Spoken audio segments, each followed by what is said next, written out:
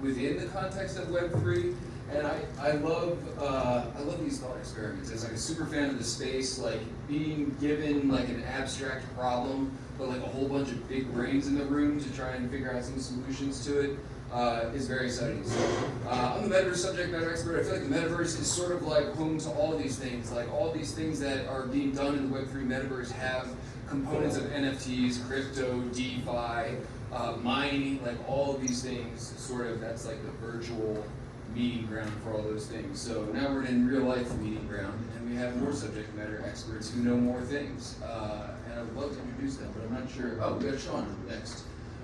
Sean is our DAP, subject matter expert. You see your face? Oh, Sean, what's up, man? I just didn't recognize you. Would you like to say a thing? Sure. All right, here you go. Hello. Everybody happy? Having a good time? The food's really good. I like the Tex-Mex here. I'm a director with Lobby 3. Anybody here familiar with Lobby 3? It's was started in January 2022 by Andrew Yang. As you know, DAOs are interesting, to say the least. This was an NFT raise. And we were, about a year ago this time, we were solving a basic problem about how do we give people a voice in Washington, D.C., in politics, or anything else that affects their lives, right? And that was about a year ago. And out of those discussions came a product that we're now spinning out called D-Box. So, which is kind of an amalgamation of Latin for decentralized voices. And the idea is, how would you actually go about giving everybody a voice in the things that they care about, whether it's politics or commercial or otherwise. And so we went to Denver, we got some money approved by the DAO, and we got to work, and smart contracts are ready for audit. But if anybody here's ever done product development, understanding how to offer a product to somebody, what makes it valuable to you, what makes it you choose it in whatever it is that you're trying to build, all these different solutions that we have here, all the different purposes and everything like that. If it doesn't help you solve those problems, then it's not any good, right? So I'm here, and I'm looking for how it is that you might use this basic idea. And it's designed for anything from politics to commercial, and we're testing the basic hypothesis that transparency in voting will increase donations into whatever action it is that you're trying to take. So we've worked with people in East Palestine. We've worked with people who were awarded contracts, but then some government administrator just never hit the button to say, give the money and go. So stuff is just held in limbo. And there's, there's various campaigns right now that are interested in using it as part of their DAOs. What's interesting about with campaigns is that you can't give to campaigns directly. You have to go through a 501c4, so we have that as an option as well. So there's lots of different ways that you can apply this, and I'm curious how you do it. Thank you very much, man. You did a great job. Trying to keep it to like a couple minutes just so we can get through these. That was perfect. If Michael wants to come up here and talk about smart contracts, that would be fantastic. Oh, hey, everyone's just creeping up on you. What's up, man? Hello. Hi, everyone. I'm Michael Wellman. You might have heard earlier that I work for the Texas Blockchain Council doing public policy. That's kind of my side thing. My day job is actually working at Open Zeppelin. For those of you who don't know, Open Zeppelin is a blockchain security firm that focuses on Ethereum smart contracts. If any of you has anyone here worked on a Solidity smart contract or written on Ethereum before? Okay, so my guess, if any of you have used ERC20, 721, or any of these token standards, it's probably using our library, which is something that we're very proud of. We do it for free, it's open source. And then if anyone's ever developing a project, I highly recommend checking out Open Zeppelin Contracts Wizard. Lets you pop out even DAOs if you want that are pre-configured with a lot of settings ready to go. So if anyone has questions about that, feel free to hit me up. But yeah, in general, I'm here to talk about smart contracts, and I think the most interesting thing about them is, with Ethereum and many other frameworks, you can program almost anything you want, and then it runs on a blockchain, and you get verified results. So that's the backbone of a lot of the things that we're going to be able to talk about building here today. So look forward to that. Awesome. Thank you, man. I had, man, we got some big brains there. gotta have like some side conversations for like 3 days after this. Michael Fuke, was referred to earlier. Oh, you know behind me as well. Oh, man. Hey everyone, Mike Fuke, I'm co-founder and CEO at Squad. We're building a talent platform purpose-built for Web3. I'm the subject matter expert today on talent, fittingly so. And yeah, happy to work with any of the teams, talk through how you're thinking about teaming, the types of talent you'll need, where you might source that talent, how you might entice them and bring them into your ecosystem or network or tool or whatever you happen to be building. And a bit more about Squad. We're a pre-seed stage startup. We do a few $100,000 in volume through our platform every month. So if you're a developer, you're tech or tech adjacent in Web3 and you want to connect to new opportunities, just come find me. If you're building in Web3 and you're trying to access the top talent on a flexible contract or full-time basis, same, come find me as well. I'm always happy to chat and happy to be here, and thanks for coming. Awesome, man. Thank you. Let's see, for DAOs, we've got Brendan Mulligan, program manager, super rare. Yes, I mean, what's up, dude? Hello, hello. I think everyone's coming this way. Okay, yeah. I'll just- I'm the DApp program manager at Super Rare Labs. It's a one-of-one crypto NFT marketplace. But I spent a lot of time contributing to APX DAO and many different groups. So DAOs essentially kind of capture the intersection of people, power, and software. You hear a lot about us being able to program our monies, our values into our money using smart contracts. DAOs help us design power in our organizations through smart contracts and the way that we shape how people interact with each other. So that's kind of one side where, as you're thinking about the projects and the problems that you're going to be working on, how do you want to design the power in these organizations to help the problem be solved effectively, transparently, and with accountability? The other side is DAOs give a community. It creates a participatory experience that brings people closer to the problem. So think about the teams that you've been a part of, the companies you've worked for, the groups you've been in that made you a better person, made you more in contact with the people around you in reality. What made those teams special and how we can capture that in the organizations that come out of these conversations. Woo.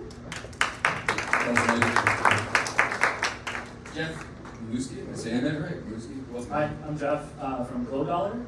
So I'm the subject matter expert for stablecoins. Stablecoins are pretty simple. It's pegged to $1. Could be other things too, but we're building a fiat-backed stablecoin just like USDC and Tether. It's reserve-backed. So every dollar we sell a stablecoin, we have $1 in our reserve. We invest that in US Treasuries. The difference between Tether and USDC and Glow is we want to donate our interest income to an organization called Give directly to help solve extreme poverty. So if we get up to 80 billion market cap, just like Tether, we could be able to donate a few $1 billion a year. So let's choose a better stablecoin, and we want to do it in a nonprofit format. So on the stablecoin side, there's all kinds of ways you can adopt stablecoins within solutions. It's basically the digital form of money, and it's super efficient to move money with stables throughout the world. So think how you can incorporate that. Happy to help. So thanks. Yo, amazing. I'll have to check it out. Once we're done solving child poverty here, if we can all go to Philly next, that would be dope. George Pate. Oh, man. Hi, I'm George. Work in Compass Mining. Also do a lot of other ventures in space, Web3, mining, IT, cybersecurity, basically everything. This is a miner. That's what makes everything. That's what backs Tether's market cap. We were just talking about 80 billion. I forget what you said, but yeah, they back it all in mining one-to-one. Mining right now on my phone. I go in, make sites that essentially help align with renewable and green standards, and basically try to lower your gas prices and cost of hosting and everything. Just trying to make this side of the world better. So this is Jared, who works with me once again. This is mine. That's what prints all your money. Very nice. I'll take one or two of those. Chris Abrams, welcome, man. Thanks, I'm Chris. I work for a company called Web AI. We just changed the name from Iris. We're building a centralized platform to make AI accessible for anyone, focusing on training and collaboration. My background's in the blockchain side of the space. I'm your subject matter expert today for decentralized ownership. So whether you're looking to track whether or not you have permission to train against data, against an AI model on a network. I've also worked with NASA, tracking spacesuit parts from Earth to the space station. I've worked with MLB on making NFTs as a ticket to go to a baseball game. So if you have anything related to your project around tracking ownership on chain, love to talk to you. Thanks. Wow, awesome, man. And we got win airdrop. Win. Hi, everybody. My name is Marcus, aka Little closer to the mic, man. Yeah, hopefully you guys can hear me. I'm Marcus, aka Win Airdrop. I'm the founder of iHeartDomains. We are a Web3 domain alpha community, also a registrar and content creator. I am the subject matter expert here on Web3 ID. Go down a bunch of rabbit holes of how I think it will change the world. But in the simplest terms, this is a way to humanize your blockchain address. So if you're ever trying to communicate with somebody how to transact with currency on the blockchain and giving them that address, it's a lot harder to do. Typically, it's impossible to do without doing a copy and paste. Humanizing it with identity, things that you can choose, pick, and also use kind of across the spectrum of Web3 is what I specialize in. So looking forward to seeing how that will kind of help out the cause here. Thank you. Hey, this is fascinating. We should just do everyone in the room. Who else is here? Nicole Cola.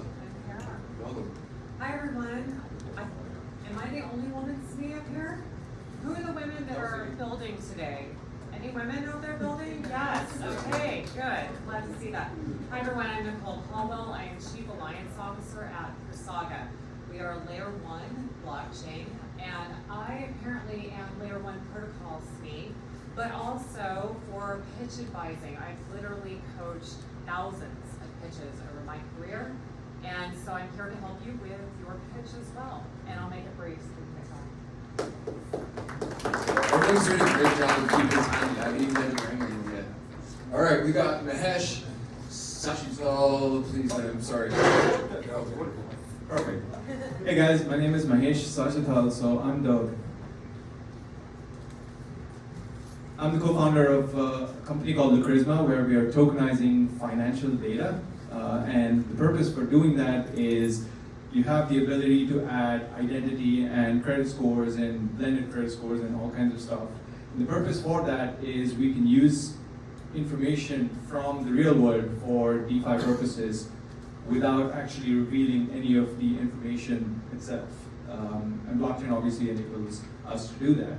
But DeFi, obviously it stands for decentralized finance, which essentially is anything finance, but now without the central authority. So that could mean really stable coins, it could mean decentralized exchanges, so on and so forth. So I am the subject matter expert for DeFi. If you have any questions about that, feel free to reach out to me. I'm right here. Hey man, if we don't get anything accomplished today with all these brains in the room, we should all go home and shake. Scott Cuttercoat, Mark. So Scott couldn't be here. I'm just going to read off what he said. He's the engineering leader of Filecoin, and he's going to talk about decentralized storage. All this is on the link tree if you need to connect with anyone. Decentralized storage, in essence, is the word to describe the problem and solution set of storing and retrieving data in a trustless distributed environment. Large storage platforms exist today. The cost, implementations, and security models have not yet converged, and paying crypto directly for verified storage and leveraging resulting proof-backed guarantees for blockchain scalability are all trends that are taking hold now and will continue to take hold. Thank you, Big Scott. Let's see, next we have Jonathan Blanco. All right. Woo! Yeah! What's going on, everybody? My name is Jonathan G. Blanco. I'm the founder and CEO of NIFMints. We do Web3 commerce infrastructure for brands. We essentially do the real-world tokenization of real-world assets in the commerce vertical. So we see brands as really the gateway towards mass adoption and just allowing brands to provide digital assets the same way they provide any other content, any other product overall. I'm happy to help you and support you and guide you if you're thinking about commerce verticals or retail or brand verticals. I've been working in retail technology and building companies in space for the last 15 years. So I understand that, and I've been a brand in the past as well. So at the end of the day, it's all about making sure you create experiences that consumers want to be a part of and making it simple for them. So you can actually reach out to me on JG Blanco or JG Product on pretty much any platform, because I might not be here the whole time. But if you hit me up on Telegram, JG Blanco, happy to answer a question and shoot right back to you. Amazing, thank you. Next we have, forgive me if I butcher anyone's name, Sachin Latawa.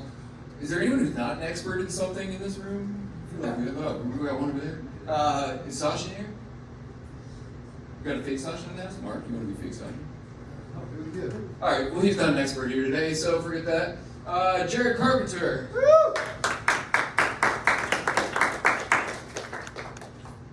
Thanks so much. I wasn't paying attention when you called my name, I got scared.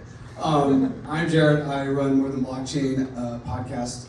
Started a while ago, did a rebrand to just focus on crypto. David has actually been on the podcast. There are other people in the room. Crypto Mommy has also been on the podcast. I also run a podcast with my buddy in the back, Grant. It's called Not Crypto Bros. You can check us out at Not Crypto Bros. And I currently do media for Compass Mining. And I'm here to talk about branded media, and I want to just give a super short anecdote. So for all the teams today, I really want to push you to think about your story and how you're going to tell it in its simplest form. And to do that, this is not my idea, but my buddy Grant, who hopefully everyone can tap in with Web3 marketing. We were out at lunch yesterday, and we were actually with Vanessa and Carlos's children. They're in the back, I'm going to shout them out. Their children are 11 and 13 years old, and they are using Midjourney to create NFTs, and they're putting them up on OpenSea. They're absolutely amazing. I told their story on More Than Blockchain, they hopped on. And during the lunch, Isabella, who's 13, she said, hey, what's a smart contract? And Grant chimed right in, and I thought he gave the best answer, so we'll see what you guys think.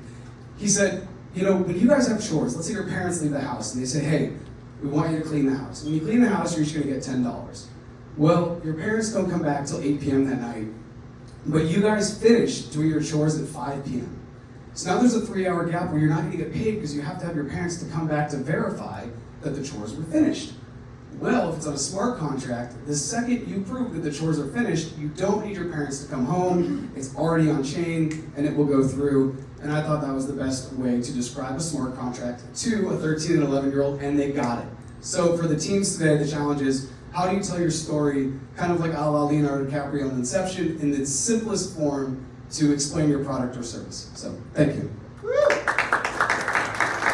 Dude, I have 2 kids, man. I love that explanation, and they're messing with Midjourney, NFTs, and all this stuff, and hearing them explain it to me sometimes helps me explain it to other people, because sometimes they have a much more simplified explanation. All right, we got Ishan Baidani. Hope we pronounce that right? Maybe. He's not an expert. Next we have Nancy Vuyan. I'm sorry, Nancy. I know Nancy. Hi, Nancy. Nancy's our subject matter expert, and we want to take the mic. Nancy, how do you pronounce your last name? Oh, You can. Hi, I'm Nancy Gunn, and I am a senior recruiter at Mona. We're a 3D world building platform that provides.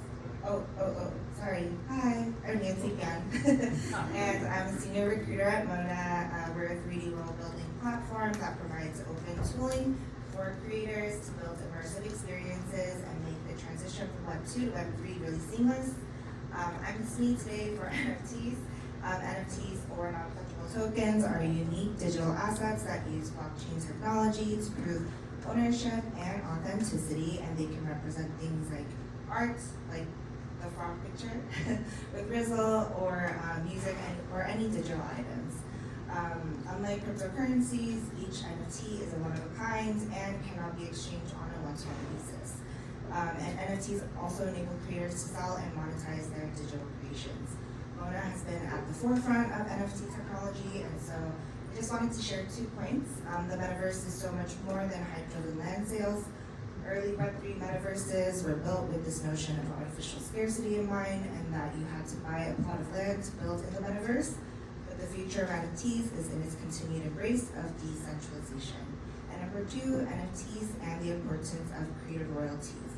There's a lot of talk in the market right now with OpenSea and other platforms removing the requirement for creative royalties or not supporting them, but this takes away from the essence of Web3. And we should challenge platforms to continue to support creators. Thank you. Hey, Nancy. All right, we got Howard Englund, co-founder of TownHall with a very cool logo. Is Howard here? No Howard? I like Howard's logo, if anyone knows him. I think that's it. No more experts. Woo! Sorry, everybody. That's it. That's all we got to work with.